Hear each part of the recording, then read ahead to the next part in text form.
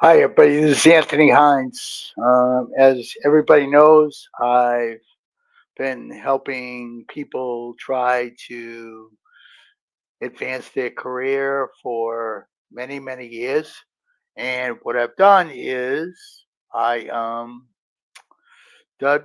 what I can to try to help people in any way that I can, so that we can um, make your career advance and things can go well in your career and who knows, maybe even get a great raise or get a great promotion or the like. Um, what we're doing today is we're going to talk about some great tips to help you to get active and help you to get really, really moving into job search. And I wanted to talk while I'm waiting for our people to join, while I'm waiting for some of the guests to join or the like. I want to talk to you about some very, very basic things that you can do to get your job search moving. First of all, I want you every day to post on LinkedIn. Post something about your interests, post something about maybe an article, post something about what you're doing that's to do with your professional development, post about a class you've taken. What you want to do is post about things that you're doing to develop yourself. Okay.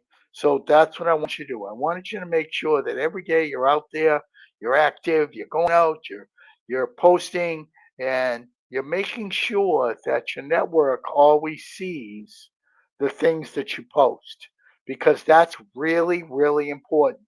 Make sure that your network sees your updates because that is really, really important. And that is key to making sure that your network remembers that you're working. I mean, you're working towards getting a job, right? So what we want to do is keep posting, get out there. Then I want you to join as many of the LinkedIn groups as you can that are about your industry. And then I want you to either start creating discussions or I want you to start commenting a lot in those discussions that are already out there. Your opinion matters. Don't be discounting this, everybody. Your opinion matters. So get in these discussions. LinkedIn loves it when you get in these discussions because they see, they see that you're active. They see that you're providing information. They see that you're out there. They see that you're alive. They see that you're a resource that's going to become maybe a subject matter expert, right? Down the road. But the fact of the matter is, what you're going to do is you're going to get noticed. And then if you're in those groups and you're in those descriptions, what you want to do is make sure that you are out there. And if you get engaged with someone and get with someone that, is going back and forth with you and they get along, reach out and connect with them. You don't know who you could be connecting with that could be someone that could help you down the road, maybe somebody that could help you to become, a little better at what you do, somebody you can learn from. I don't know. Every contact I make, you never know what what someone's going to do or how they're going to help you. But it all starts with being active on LinkedIn and being active in discussions and be active you know, in the way that you communicate on LinkedIn, so people see you and they understand that you're out there, you're diligent, you're passionate, and you're a great candidate. The next thing you want to do is really think about your LinkedIn profile. Number one, your picture. Make sure you have a picture. A lot of people don't have pictures. Don't ask me why, but they don't have pictures. I think you should have a picture because I think what's important is that it completes your profile. Okay, some people that are in creative do avatars. That's up to them. That's up to you. My point is, you can either get a professional picture or some form of picture because that is key to making sure that you are noticed and that your profile looks complete. Next, I want to make sure that you have an end date on your previous job if, in fact, you're no longer working. Because the key is, if you have an end date on your job, now a recruiter can find you because they know you're not working. A lot of people, they keep that they're still working at the job. Why would you do that if you're not working there? Because the reality is, if you want recruiters to find you, you've got to make sure that you let them know you're out there, either by the open to work banner or the other uh, the other factors or the other types of banners. My point is, make sure that you are, as I say, make sure that you're able to let people know that you're out there and let people know that it's clear to them that they find you, because that way when they find, it's easy for them to find you because of the fact that they know you're not working at this time. They know it's clear you're looking for new opportunities. It's very clear on your profile. That's very basic stuff because a lot of people are convoluted. Some people are ashamed that they're out of work. Guess what? There's nothing to be ashamed of. You didn't ask for this. You didn't, you didn't cause this in most cases. My point is, you are someone that's looking for your next opportunity. So you embrace this. You go out and you show everybody that you're a great candidate. You show them that you're looking, because this is what's happening. This is where you are. This is what's going on. There's no need to hide anything. This is who you are. So the next step of that, are you volunteering in the community? If you are, get that in your LinkedIn profile. Your companies like this because why? They love people who like to be involved with the community, who like to volunteer, because those people, if the 6 o'clock news shows up and these people are working for a company and they have a t-shirt on that shows the company name, guess what? The company gets free publicity. So they love people that love to be in the community. So the fact is, if you're volunteering, that's key. Get it on your profile. Remember, your candidacy is not just your skills. It's about all of you. It's about everything you are. It's everything. It's your interest. It's your passion. It's your experience. It's your education. It's every single thing that you are. So, guys, if you have questions, and I'm sure Jamie will be with us shortly, but if you have questions, please put them in the chat and I'll answer them for you. But remember, I'm going to keep giving you guys tips, right? So I gave you a few already. So the next thing is regarding your interests. If you have an interview with a hiring manager or someone in a company, check their interests. See in their profile if it's something you know a little bit about. That's going to give you something to talk about in your discussion. Remember, everyone, remember, interviews are a conversation. They're not they're not a place where you're on a little chair and the person at the desk is on a big chair and they're talking to you down and you're sitting there in the little chair trying to do that. The answer is, your key is understanding interviews are a conversation. You have just as much to offer. If you were working, you would have just as much to say, but your mind believes because you're not working, you're in a different place. That is baloney, everybody. Your mind should tell you about the opportunity you have being in between positions to educate yourself, to let people know about the education, to place it on your profile. Everything you take on LinkedIn Learning should be clicked on, put it on my profile, get it under education. Everything you take. If you go to the unemployment office and you take, if you go to the unemployment office, you take a class, get that on your profile as a class you took. It's learning. Learning of any type should be on your profile because learning of any type is new. It's going to make you a better candidate. Do not discount anything you do. The reality is the number one enemy of a job seeker is humility. Humility is a big enemy of the job seeker. Stop being humble. Talk about yourself. Talk about yourself with confidence. Remember, you have to be your own best advocate. You have to be your own best person to be the one that shows how great you are. But you got to feel it inside, okay?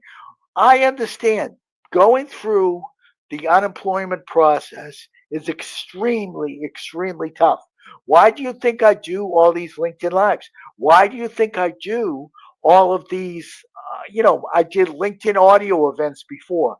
Why do you think I had PowerPoints where I did everything? Because I know that feeling.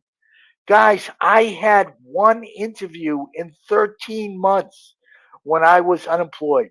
One interview in 13 months. And I said to myself, once I got a job, that I would help people to show them how to get a job.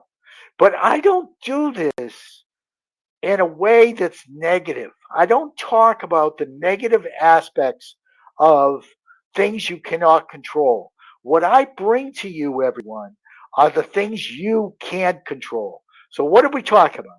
We talked about your profile. We talked about providing clarity in the first in the first sentence. Clarity with a picture. Clarity with an end date. Clarity with the open to work banner because you're going to, people, recruiters are going to see you're open to work. But the reality is this, guys. You're going to get spam. I get it. You're going to get bad people. I get it. But you know what? You know I'm not bad, right? So you're going to keep coming to these events. You're going to check out my LinkedIn profile, right? I mean, my YouTube page that I just put on there because all of my stuff is free on my YouTube page. Then what you're going to do is you're going to do this, okay? You're going to go and sign up for my LinkedIn group. Let me tell you about my LinkedIn group, gang. It's got nearly, we're about, we're going to have a celebration. We're about to hit 9,000 people in that group, okay? You get in this group, you're automatically approved. You get in this group, check out the posts. They're pretty good. I put my own posts up there, and I let a lot of other people place up there. But the key is this, everyone. When you go into my group and you join, there's other people out there from your industry. They're in the group already. Go through the members of the group. Link to people that are in the group. Tell them I told you to link to them because you're part of the group. Link to people in your industry, project managers, link to project managers, product managers, link to product managers, marketing people, link to marketing people. That's what the group is out there for. Plus, everyone, the group is filled, and I mean filled, with HR contacts, HR people, recruiters, and the like. But you got to go into the group, and you got to see where they are, and go out and reach out and talk with them. Okay? This is free. I'm not charging you $7,000 for this, people. This is free. It's on LinkedIn. There's the group. It's real. It's free. My YouTube page, free. Hundreds and hundreds of videos, free. Okay? I'm not, the point of the matter is, I want you to get hired because you know what? I want you to get hired, and then to, um, I want you to tell everybody about my, my stuff and what I do because we got a lot of people that are unemployed that need to get hired. Okay? This is what we got to do, everyone. And then I have a podcast. Okay? Your call if you want the paid version or if you want the free version. I don't care. It's got over 400 podcasts. Some are free, some are at the patron level only. You can check it out with that link. Guess what? I get in your head. And let me tell you why that matters, people. Because when I get in your head, what happens is that people feel more confident, okay? Because they feel more confident because they understand the way I talk.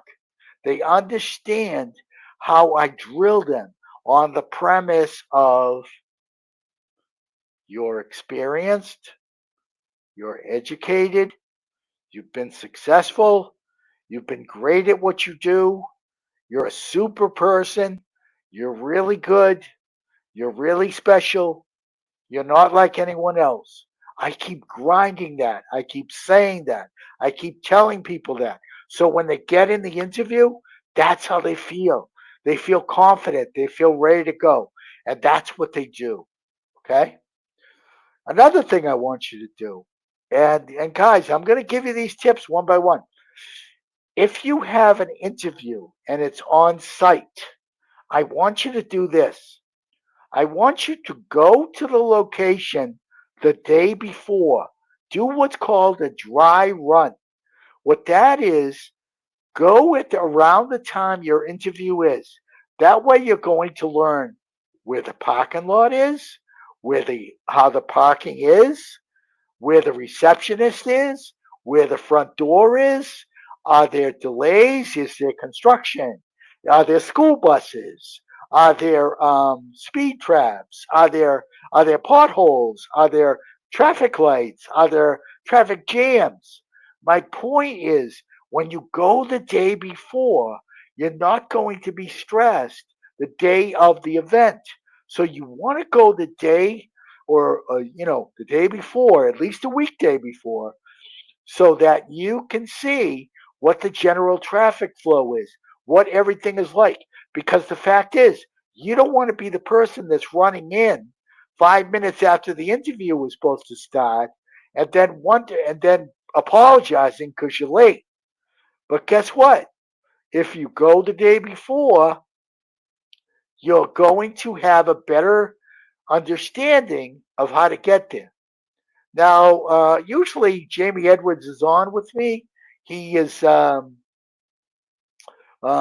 a coach out of Chicago, and he has a lot of good tips and tools.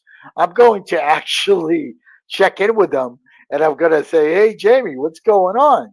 and see if he's coming because the fact is, um, usually he is, but he might light up or whatever. If he's not coming, then we can go from there. Um, the fact is, too, I'm just going to keep going with tips while you people bring me questions. Um, understand this, everyone.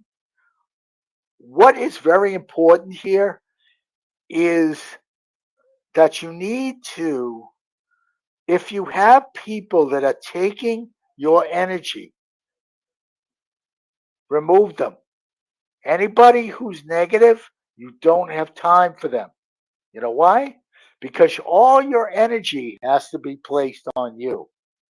So that's something I want you to know and I want you to understand because I want you to not feel bad about that because the fact of the matter is it's really key to understand that you are the most important thing right now. So because you're the most important thing right now, you have to understand that people who are negative, you really have no time for them. Because the fact is, those people that really, as I say, those people that have that are taking your energy, that's energy that you're not spending on yourself. So it's your time. So also, next, I want you to make sure that you get every single benefit you deserve. If you go to your unemployment office, if there's federal funding that's available for certifications or things like that, go out and get it.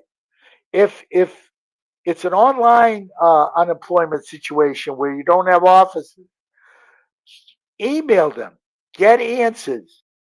Don't sit back, don't wait, don't accept no reply.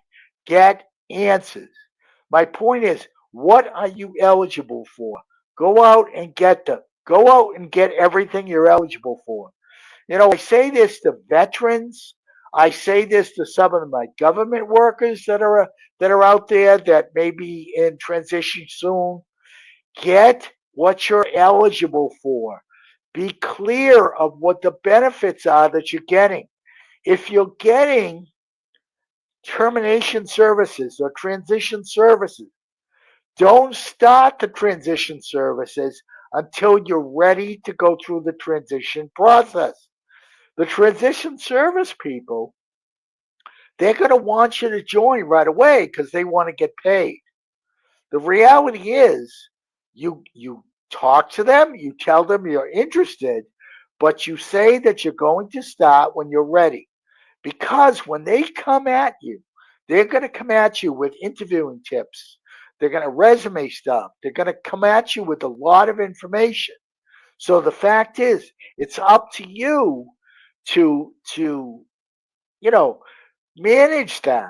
You don't just fall into the transition services because it's only a specific amount of time that you have.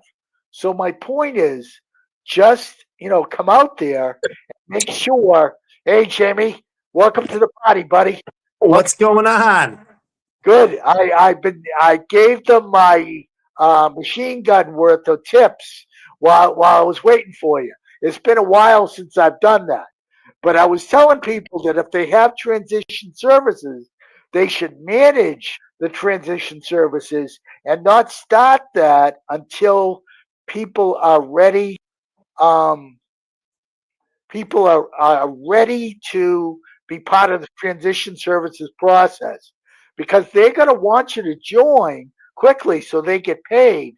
Don't join until you're ready. But Sibyl has a question for you, Jamie, right away. Why don't you talk about yourself?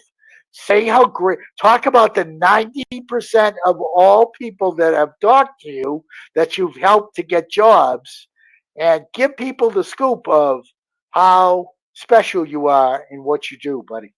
Yeah, definitely. Sorry, I was a little late. I was just finishing up a coaching with a. Well, I was finishing up a coaching session with a client. Actually, went a little bit over, but yeah. I see we got some good people in here. First, I see we got Courtney's in here. What's going on, Courtney? Senior Talent Acquisition Specialist. I see that. We got Sybil in here. We got Jerry Jones is in here. I see James Hamilton as well. So welcome everybody to the call here. Yeah, let me definitely introduce myself if I'm not connected to any of you now. My name is Jamie Edwards, and I'm a career coach. I have my own company called Jam Sessions with Jamie.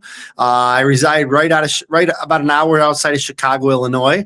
And what I do is I provide different services to job seekers in regards to their career search. So everything from resume writing to interview practice to LinkedIn profile optimization. I do a little bit of everything. I focus on those three things because, in a job search, obviously the three things that are most important is the resume and the LinkedIn, which obviously gets you the interview, and then the interview gets you the job, right?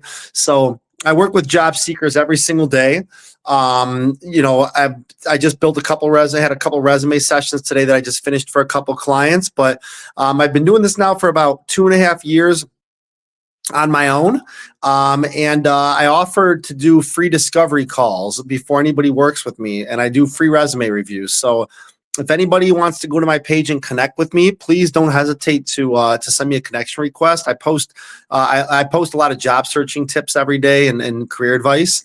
I'd love to be connected with you guys and have you see some of my content. And I'd be more than happy to have a discovery call with anybody who's interested in coaching services. Just got to go into my click on the link. I know Anthony posts a link in here, but there's also a link at the top of my page too. And you can find a time and date that works best for you. And I'd be more than happy to have a conversation and tell you a little bit more about what I do.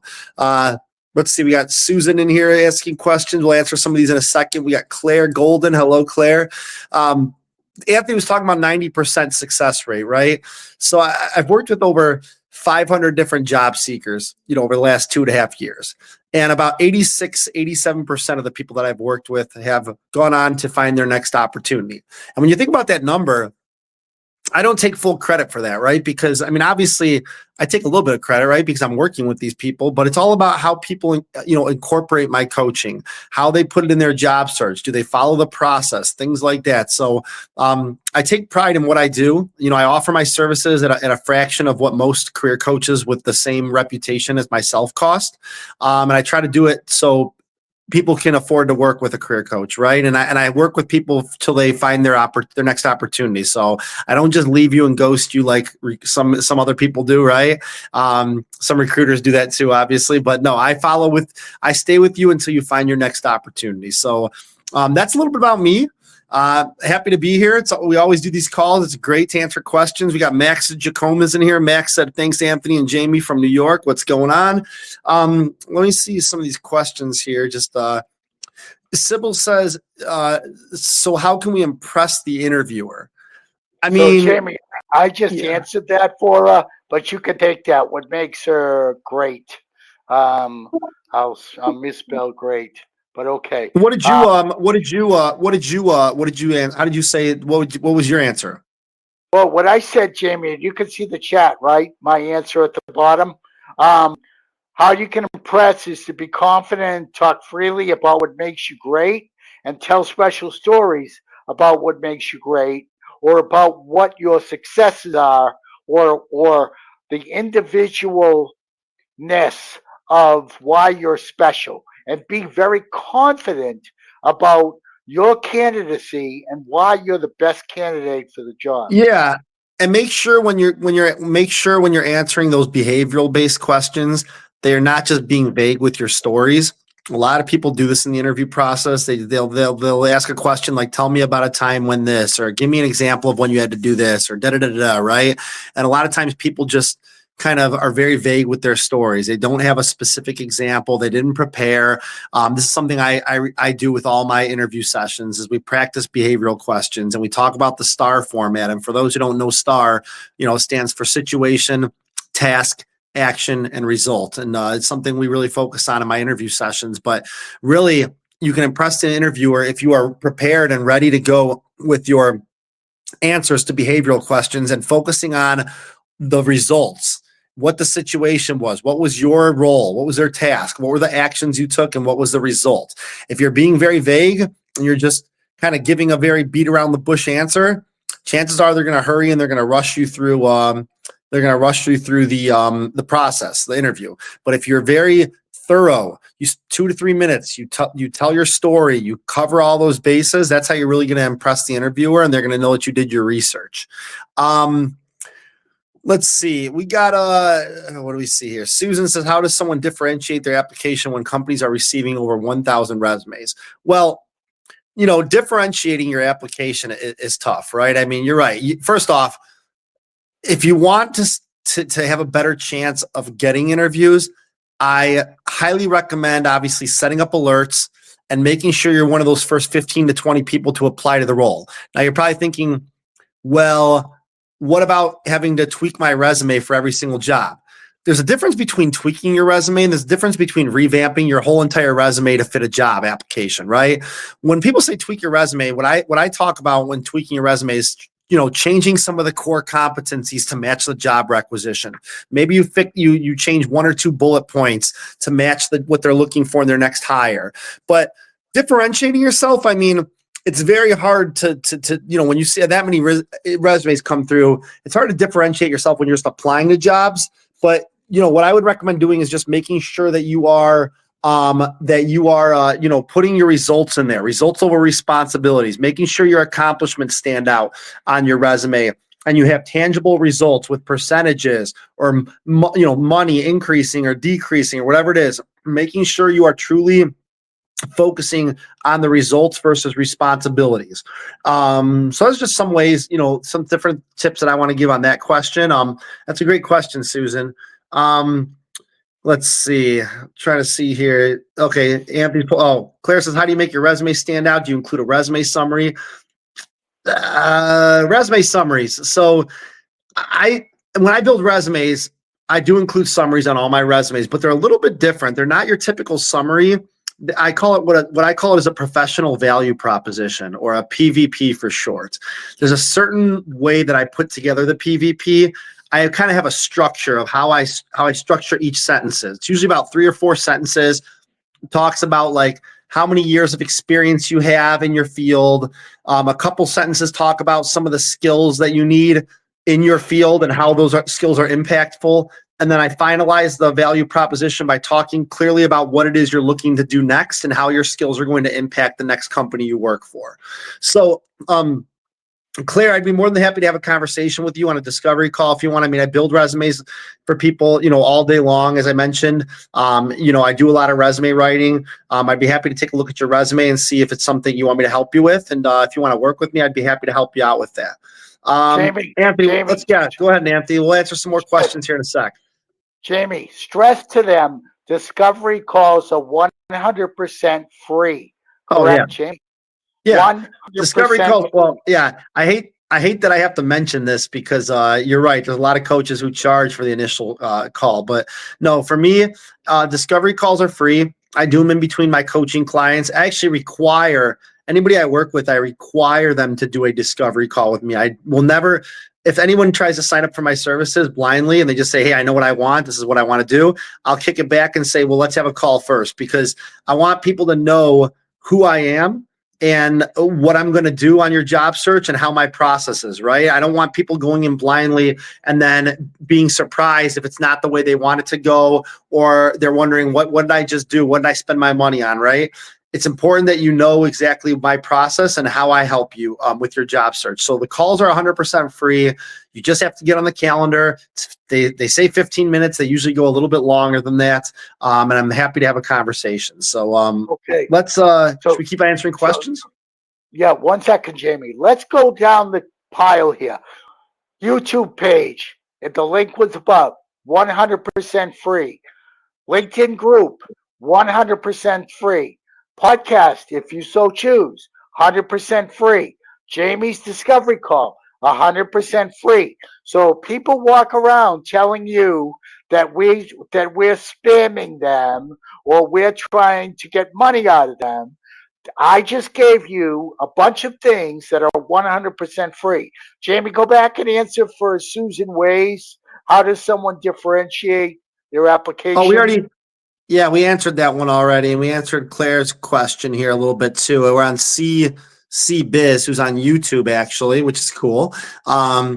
They say, how do you stand out from? Oh, we kind of talked about that one already. How do you stand out from the applicants? Okay, I'll kind of share just like a little tip on what to do. What I would recommend doing is this: if a bunch of people are applying to the same opportunity, what I would do is, if I'm applying to a job on LinkedIn and I know, first off, if I know who the recruiter is, you better believe I'm probably going to send them a message and just introduce myself.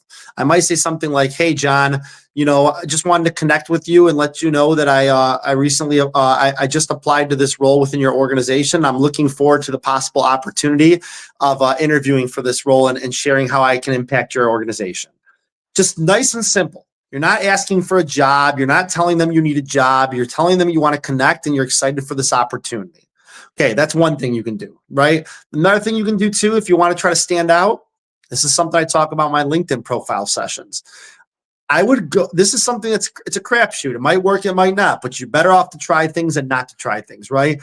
What I would do is I would go to that company's LinkedIn page. If they have a LinkedIn page, I would look at one of their recent articles that they posted, a blog, something about how they recently won an award, or maybe they're highlighting somebody in their company, or maybe they're sharing something good that they did in their company. And you know what I'm doing? I'm going to leave a comment joining in the conversation. I'm going to add some insight to that post. I'm going to leave a comment because chances are nobody's left comments on their post. So I'm going to leave a comment. And at the end of that comment, I'm going to sneak in a little blurb that says, by the way, I just wanted to let your company know that I recently applied for this job requisition, whichever one it is. And I'm looking forward to the opportunity to interview for this role and share how how I can impact your organization with my skills, whatever it is. Chances are somebody's going to see that post. Somebody's going to see your comment. It could be their social media team. Somebody's going to get notified. They might look at that comment and say, wow, this person actually left a comment on our post. And they're also looking for an opportunity in our company. Let me look at their profile. Let me pass on their profile to the person who's hiring. What do you think that does? It puts you ahead of everybody else and possibly gives you a chance of standing out versus everybody else who's just blindly applying to roles. So that's just one tip. I got plenty of different tips that I like to try that I share in my paid coaching sessions, but that's just one tip I want to share. So let me expand on that, Jamie. Let me expand on that. Every major city has a business journal. In Boston, they have it. New York, the business journal. Go to the library and look for people that you've read the versions of the business journal. See if there are articles about places that you've applied or interviewed for. And if you, as Jamie says, find an article about someone that you interviewed with or somebody at the company, physically mail that with your resume to the people in that company and tell them how much you'd love to work for that company. The fact is, you're noticing, like if it's the person you work with, you would say, gee, here's something I just saw about your company. And this reiterates what a great company you'd have. I would love to work here. And, with a little letter, because the fact is, it's special. Not everybody's going to do that. It's just something to think about. Same idea as what Jamie was saying. So go ahead, Jamie. We've got a cover letter. Good point. Yeah, good point, Anthony. Yeah, cover letters. So I'm probably the last person you want to ask about cover letters, to be honest with you, because I'm in the boat of cover letters are antiquated, and I don't know how let's see who's our talent acquisition professional in here. That's Courtney. I don't know if she's still in here. She might want to add to this conversation, but I really don't like cover letters, to be honest with you. I really feel like there's nothing that can't be said in your resume that your cover letter has to portray. And if I'm gonna write a cover letter, if I'm thinking about even remotely writing a cover letter, I would rather almost send a cover letter or something similar to a cover letter in an email to a recruiter or a hiring manager. I'm the kind of person who likes to look. I like to do research. I like to look up emails and things like that. If I can find the person who's recruiting for the role, I might send an email and just give a little spiel, a cover letter that way, because chances are somebody's more better to, they're probably going to check their email versus reading a cover letter. When I worked for big companies like Chase Bank and AT&T, we would get like hundreds of applicants, right? And if everybody submitted a cover letter, I would not have time to go through every cover letter on top of every resume possible, right? It's just too much. So half the time we didn't even look at cover letters, and I know a lot of my peers feel the same way. So I'm not a big fan of cover letters. I mean, I do offer templates when I work with people and things like that, but I really focus on the resume because I feel like the resume is what's more important. So that's on that question here. Sybil says, I hate it when the interviewer asks me, what is your weakness? How do you answer that without putting them off? Look at the answer I put below, Jamie. I reply with, I never stop and take time to give myself credit because I'm on to the next task, but I'm working on that. That's what I tell people is my weakness. Oh, that's your weakness. Okay. Yeah. So, in that question, right, you don't want to answer it in a way where you jeopardize your chance of getting the job, right? It's kind of like that thing where, we can talk about our strengths till we're blue in the face, but then when we get that question about the weakness, we're like, oh my goodness, I don't want to say something that's going to put off the recruiter, right? But what they're really looking for is they just want to know that you're not, they know that nobody's perfect. They know that we all have weaknesses. If you tell them you don't have any weaknesses, you're not going to get the job, first off. If you want to, what you want to do is you want to talk about a weakness, but also talk about what it is you're doing to fix that weakness. What is that? What are you doing to improve on that area of opportunity? There's times where I've interviewed people and they've just told me what their weakness is, and they never talk about, they kind of stop. They don't talk about what they're doing to improve on it. What are they doing to fix it? And I'm like waiting for the punchline, and it's crickets, and that's it. All you have to do, you just need to talk about something that is a true weakness and what you're doing to fix it, and you need to be genuine and authentic with what you're saying. That's really all there is to it. I mean, they're going to decide what's best for them. I promise you that the weakness question is not going to be the one that's going to make or break you going to the next round. That's for sure. So let's see. Okay, let's see here. Susan has an update on the cover letters. Susan has a comment on the cover letters. No time to read them.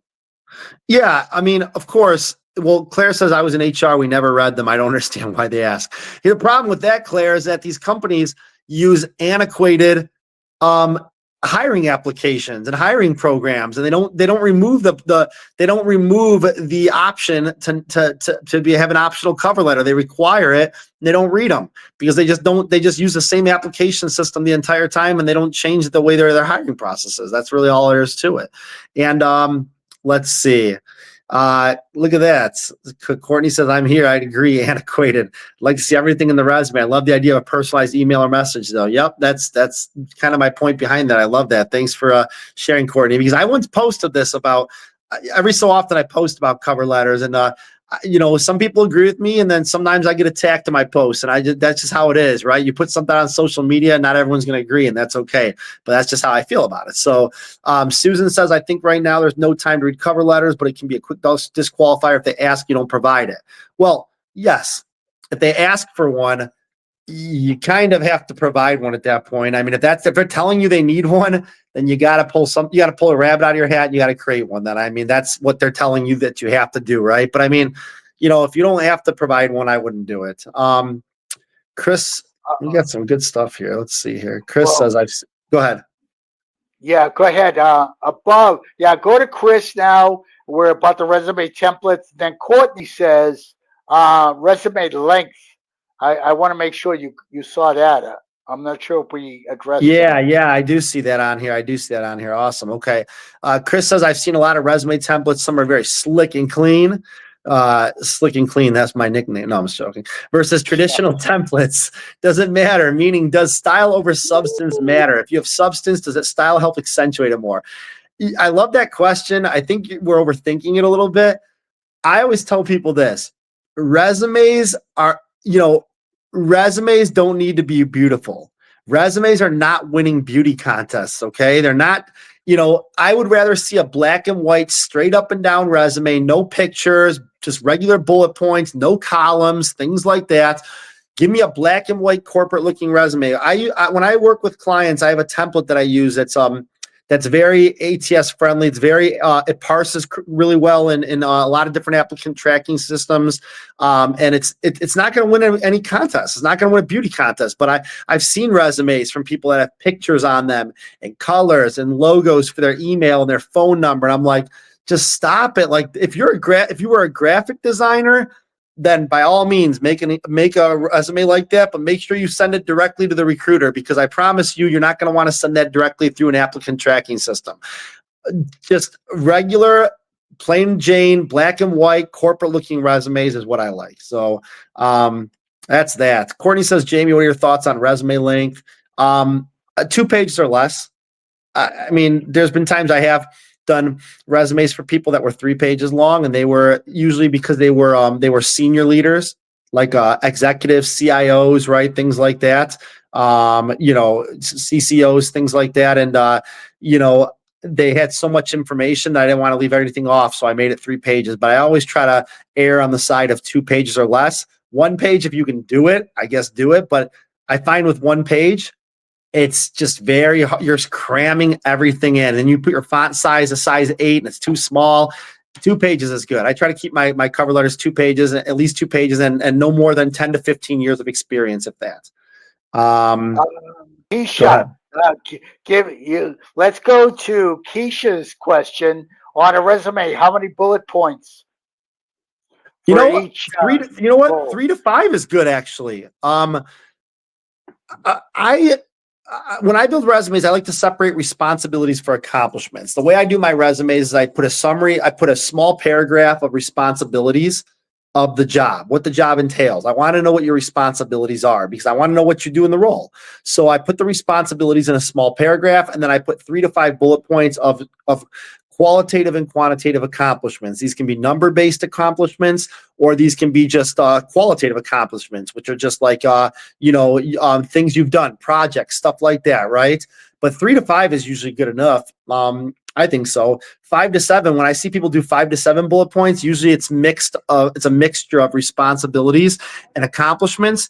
And if I'm only taking 15 to 20 seconds to read your resume and glance over it, if I can't differentiate the difference between responsibilities versus accomplishments, chances are you might go in the pile where I don't end up interviewing you and I interview somebody else. So that's a good question, Keisha.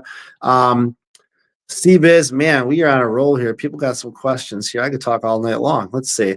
CBiz says, can one of you talk about the AI algorithms out there that is now prevalent in the hiring aspect? So I can't really talk about that too much. To be honest with you, I know that these applicant tracking systems are evolving. Companies are making them more AI, like keyword based, ranking candidates top to bottom. I mean, there's so many different types of applicant tracking systems. I can't really speak to how the algorithms are playing and whatnot. I can tell you about LinkedIn algorithms all day long with posts and stuff like that. But from the hiring aspect, it's very hard to say what each system is using and how it works. But I definitely know that these companies are getting, they're getting more kind of like they're finding tools to help filter the best candidates versus the ones that are not the best candidates. So good question. That's I think, Jamie, my answer to that is focus on developing yourself to be the best candidate possible, because that's something you can control. Education, volunteering, interests, development, spiritually, physically, mentally, making sure your profile shows everything about who you are. Let the AI, let the algorithms find you for all you are, and then let them figure out based on your own greatness. You focus on what you can control, which is your greatness, and then they'll find their way to you. So let's not worry about stuff you cannot control. Go with the other stuff. There's plenty of stuff that you can't control in a job search, right? And why make it even harder, right? There's already so many things you can't control, like ageism and what's some other thing? Your ageism and job gaps and companies hiring internal versus external and budgets all of a sudden going out the window when you have 5 interviews and you thought you were going to get the job and the company says, we don't have a budget anymore for this role. Sorry, it's on hold. Like there's so many things that you can't control. So yeah, definitely make sure you control the tangibles you can. And Sybil says, I'm an English language teacher. I've been working for 30 years. Should I include all the jobs I did in my CV? I mean, CVs versus resumes. I know CVs are like your whole CV is your whole job experience, right? I mean, in a CV, sure. I don't know if you're referring to resume, because some people who say resume is the same as a CV. I mean, if it's your CV, then obviously you can put everything in there. But for your resume, that you're submitting for applications, 10 to 15 years max. Nobody cares what you did 25, 30 years ago. I don't even care if you're a senior leader. Like, I don't care what you did 30 years ago. The industry's probably changed since then. I don't really need to know what you did then. What's important, most recruiters are going to spend time looking at your first page and a little bit of your second page before they determine if you're, a good enough fit to have an interview, right? I mean, I could go back on my resume and talk about how I used to work at Blockbuster Video and I was charging people for overdue movies, but nobody cares about that anymore. Blockbuster's not a thing anymore. So, 10 to 15 years is good enough. Awesome. Yeah. Make sure you guys check out, if you're not checking out Anthony's YouTube page and his podcast and stuff like that. He does a lot of cool stuff. I haven't gotten to that point yet where I'm doing videos and stuff like that. Eventually I will be. But like I said, I know we have a lot of great people in here. I don't know if anyone's ever worked with a career coach before. If you have a bad, if you kind of have a bad taste in your mouth because you see so many career coaches on LinkedIn, but I promise you that if we do a discovery call, I'm not going to try to sell you on anything. It's just going to be a casual call. I'm going to put together an action plan for you if you decide you want to work with me, and I'm going to review your resume for free because you took the time to step outside your comfort zone and set up a call with me. I think that's the biggest thing. If people are just afraid, they just have to take that step and say, you know what? Maybe I could use some help. Maybe I could use some assistance. Let me talk to Jamie about it. So, what do you say, Anthony? This week is going to be the unemployment figures for last month. What I tell people to do is look at those statistics because it's going to tell you what people were hired, what fields, where they were hired, what parts of the country they were hired. But the point is, you want to find out what are the hot jobs in your area. If you're a little stagnant, where you're not getting a lot of people calling you, you start developing yourself by getting education in the areas of the hot jobs. You're now expanding your candidate capability because you're going into those hot areas. Look at the stats that come out this Friday. Look at the government page about the jobs. Look at the data and see what of the hot areas in your part of the country or the world, well, more so the country, but you can look it up locally around, in your country as well when you get your unemployment stats. But find out what's hot in your area, start taking classes or education in that area, and that will incorporate and make transferable what you're already doing into that hotter area. Remember, guys, Jamie, tell them it's not about the applications, how many you filled out. It's about the number one. Number one, which is the 1 yes. Do you understand that? One yes.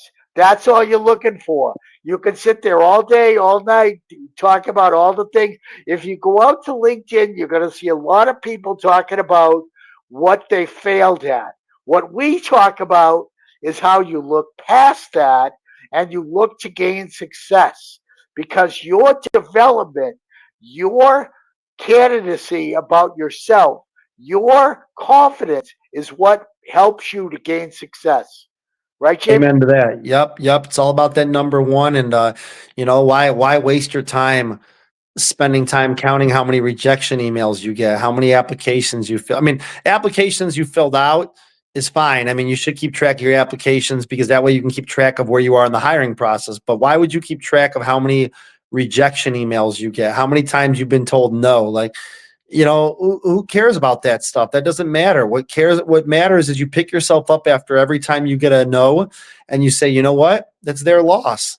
It's their loss. It's not my loss. You gotta flip the script, and you gotta think to yourself that they're never going to get to see the greatness you would have brought their company, and it's their loss. And if the other person works out, great. But you know what? You'll find the right company that's going to see your worth, and that's all you need is that one yes. Right. So I'm very, I'm very strong on that whole thought process, and that mindset is just being positive and getting that one yes. And you know, Keisha says, can you add your LinkedIn on here for us, Jamie? I don't, for some reason, I don't know why. I set this up wrong, but I can't leave comments in here for some reason. So I got to fix that. But Anthony, if you want to copy and paste my, I don't know if you can copy and paste my LinkedIn URL on my page and just copy and paste it in the chats. If you can do that, that'd be awesome. So everyone can kind of find my Yeah, page.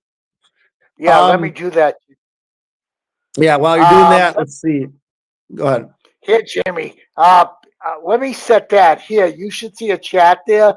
See if you see a chat. Maybe you can just drop that in that chat, and I can bring it over to the No, other just side. you know what? If you guys type in the search box on LinkedIn, if you type in Jamie Edwards, my last name's Edwards. If you type in Jamie Edwards and you type in Jam Sessions with Jamie, you'll find my profile picture. It's I'm wearing a black hat, pretty easy to find. You'll see me on there, and it will say President of Jam Sessions with Jamie. If you just type in my company name, you'll probably find me. So that's the best way. Just look that up and send me a connection request or follow my page, and that's where you'll find the link to my calendar if you want to set up a discovery call as well. So Sybil says, thanks, Jamie and Anthony. It was great help. No problem at all. Hopefully, if you need help with anything, Sybil, I'm here to help you out. Just set up a call with me. Claire says, make sure you fill out the application. If you pass it up, you'll most probably be disqualified. Out of 600 resumes I reviewed, at least 500 skipped it. It's a pain in the neck, but don't leave it blank. I'm not sure what you mean by make sure you fill out the application, don't leave it blank. Obviously you're going to fill out the application if you're going to apply for a job. Maybe you mean a part of the application, don't leave blank.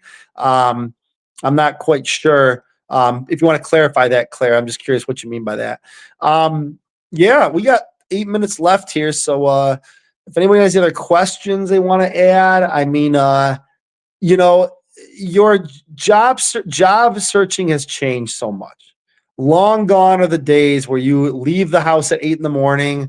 You have a black folder full of resumes and cover letters, and you walk into businesses and drop them off. Like, I remember those days when you could walk into a business and dress up really nice and drop off a resume, and who knows, you might have gotten an interview then, right? Now there's just so much that goes into it from a personal branding perspective, from what you're doing on LinkedIn. What are you talking about? How are you visible on there? Like, that's why, I work with so many people, is because I've seen how the changes have happened throughout the job. I've seen how the job search has evolved over time, right? And this job search is tougher than ever because there's so many people who are looking for opportunities, and there's so much talent out there. It's harder to stand out. So that's what I do on there. So, Max says, thanks so much, Jamie. Great tips from both. We'll be reaching out, Jamie. Awesome, Max. Please send me your make sure if you guys do set up a discovery call with me, please make sure you send me your resume either through LinkedIn DM or email. You'll see my email out when you sign up for a call. Make sure you send me your resume so I can take notes on it before we have the call. So, Susan has a question here. If there's a position you are particularly interested in, what extra steps can you take to increase your chances of getting an interview? I kind of talked about it a little bit, right? About commenting on their LinkedIn page, connecting with some of the recruiters directly on LinkedIn and just sending them a nice message, right? Maybe sending them an email if they have an email on their page, and just sending them an email introducing yourself. Jamie? Yeah. Susan, go to the company page. See if you're linked to anybody in the company, even at second level. See if you can get them to pass your resume or talk about you in HR, because if you get hired, you could get them a referral bonus. So see if you have contacts inside the company. You may not even realize you have contacts because somebody you think works at company A may work at this company now. So go check the company page and see if you have any contacts there and chase them. That's another way to get in. Right, Jamie? Right. It's another way to get in. And make sure too that make sure also that if you have an what did she say? Yeah, increase your chance of getting an interview. I would also too connect with other people. This is another tip, kind of a golden nugget that I share in my paid sessions here. But what I like to do is I like to connect with people in the company that have the same that are in that opportunity currently. So let's say you're looking for a project manager role at Microsoft.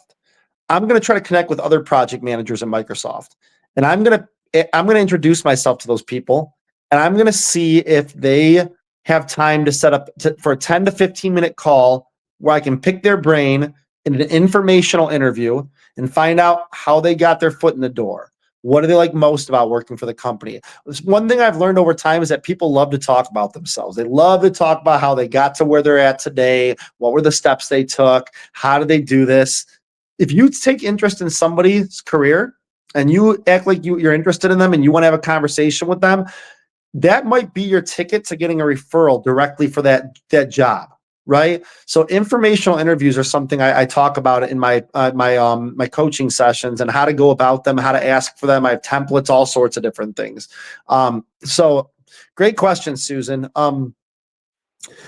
Claire says candidates didn't fill out the required application. Our employer wanted it attached with the resume. Most applicants didn't fill it out. Our employer immediately disqualified the candidate because they didn't follow instructions. Well, yes, that's a given. I hope so, right? I mean, I can't believe it's not a given. You're telling me a lot of people got disqualified. Yes, if you are filling out an application, make sure you follow the instructions on the application. There's a reason why they're there. Don't try to get around it. Don't try to leave things blank and whatnot. Like, make sure you fill out everything it's asking you for, because then you're not going to hear back, and you might even get ghosted. Okay, and you don't want to get ghosted. So there you go. There's the random pillowcase just sitting in here. I thought that was funny, but that was a dad joke right there. But anyways, let's see. What's going on, Anthony? What's going on your end?